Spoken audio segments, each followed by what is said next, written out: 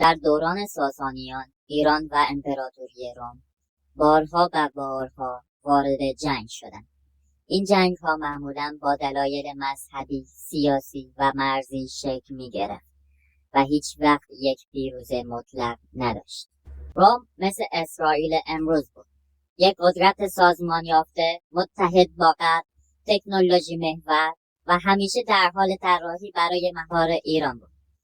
ایران ساسانی مثل ایران امروز یک امپراتوری ریشه‌دار، صاحب تمدن مستقل با انگیزه عمیق مذهبی و تاریخی برای مقابله با نفوذ خارجی بود. ویژگی جالب این جنگ‌ها چیه؟ سالها طول میکشه. هیچ کدوم کامل نابود نمیشن.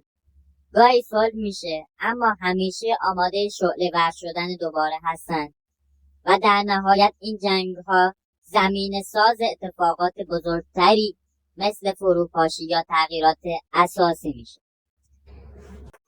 پیشبینی یا حدس بر اساس این شباهت‌ها میتونه اینطوری باشه: اگر مسیر ایران و اسرائیل شبیه جنگ‌های ایران و روم پیش بره، نتیجه میشه نه ایران هست میشه نه اسرائیل.